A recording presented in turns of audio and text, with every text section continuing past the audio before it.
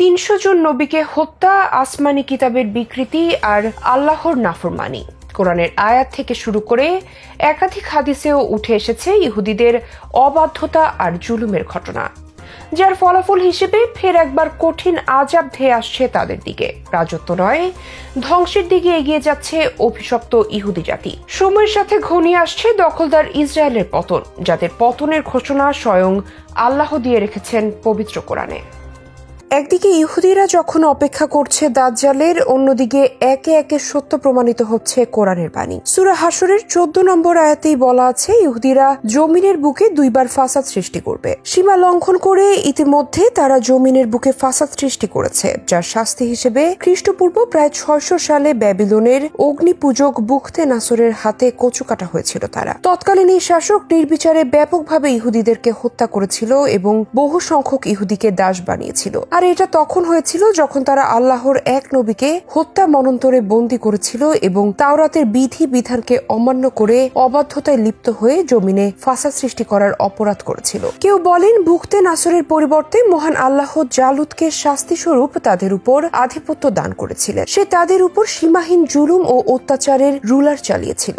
বর্তমানে এই ইসরায়েলিরা পৃথিবীর সবচেয়ে অভিশপ্ত জাতি হলেও একসময় তাদের দেয়া হয়েছিল এমন সব সুযোগ সুবিধা যা ছিল অনেকের কাছে স্বপ্নের মতো। সূরা বাকারার শুরুর দিকে ইহুদি জাতির উপর আল্লাহর রহমত এবং প্রায় 12টি কুকর্ম ও আল্লাহর পক্ষ থেকে এর শাস্তির বিবরণ রয়েছে। আল্লাহ তাদের মিশরের ফেরাউনের হাত থেকে রক্ষা করার পর মুসা আলাইহিস সালাম তুর পাহাড়ে আল্লাহর পক্ষ থেকে তাওরাত আনার জন্য গেলে তারা গরুর বাছুরের পূজা আরম্ভ করে। আল্লাহ তাদের শাস্তি দিয়ে ক্ষমা করার পর তারা আবার বায়না করে বসে আল্লাহকে স্বচক্ষে দেখার জন্য। এজন্য তাদের উপর ফেরেশতাদের মাধ্যমে তুর পাহাড় উঠিয়ে শাস্তির ভয় দেখানো হয়। মুসা নবীর দোয়াতেই তাদের জন্য কুদরতি খাবারের ব্যবস্থা করা হলে তারা অকৃতজ্ঞ হয়ে তা খেতে অস্বীকার করে। কখনো তারা মুসা নবীর উপর খারাপ অসুস্থতা ও ব্যভিচারের অপবাদ দেয়। এভাবে হযরত মুসা আলাইহিস সালাম আজীবন তাদের নিয়ে কষ্ট করেন। কোন কোন নবী এসে আল্লাহর নির্দেশে ইহুদিদের এই ধরনের কার্যকলাপের শোচনীয় পরিণাম সম্পর্কে সতর্কবাণী শোনালেও তারা তার কথা না মেনে উল্টো নবীর সঙ্গে বিদ্রোহ করে। তখন আল্লাহর গজব হিসেবে তাদের উপর মিশরের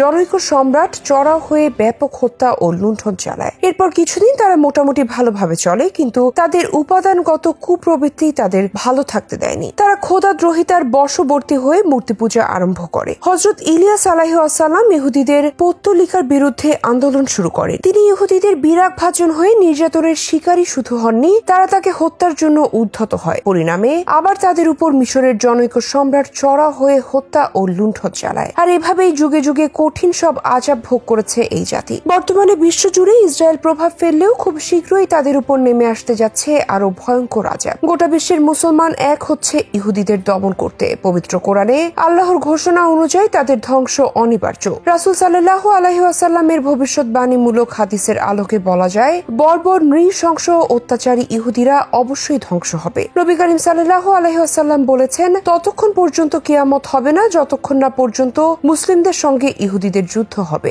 মুসলিমরা ইহুদিদের হত্যা করতে থাকবে, তখন ইহুদিরা পাথর ও গাছের পেছনে লুকিয়ে আশ্রয় নেবে। তখন পাথর ও গাছ বলবে, হে মুসলিম, হে আল্লাহর বান্দা, এই তো ইহুদি আমার পেছনে লুকিয়ে আছে, এসো তাকে হত্যা করো। ইহুদি জাতির প্রধান চালিকা শক্তি হলো তাদের বিকৃত ধর্মগ্রন্থ তালমুদ। এটি তাওরাতের মতো নয়, শুধু ইহুদিদের মৌখিক আইন হিসেবে পরিচিত। এতে তারা নিজেদের সুবিধা মতো বিধি বিধান প্রণয়ন করেছে। তালমুদ তার অনুসারীদের ভ্রষ্টতার সুদূর প্রান্তে নিক্ষেপ করেছে। তাদের অন্তরে বপন করে দিয়েছে আমৃত্যু ও দাম্ভিকতার আত্মঘাতী বীজ। তবে এত আযাবের পরও আজ অবধি তাদের চরিত্রে এতটুকু পরিবর্তন আসেনি। তারা যেমন ছিল তেমনি আছে। যতদিন বিকৃত তালমুদ তাদের চালিকা শক্তি হয়ে কাজ করবে, ততদিন পরিবর্তনের কোনো সম্ভাবনাও নেই, কারণ তাদের অতীত ও বর্তমানের চিত্র অভিন্ন। বিশ্বজুড়ে ইহুদিদের এই দাম্ভিকতাই তাদের নিয়ে যাচ্ছে এমন এক ভয়াবহ যুদ্ধের দিকে, যে যুদ্ধে পুরোপুরি মিটে যাবে ইহুদিদের নাম। বিজয় হবে মুসলমানদের, পতাকা উড়বে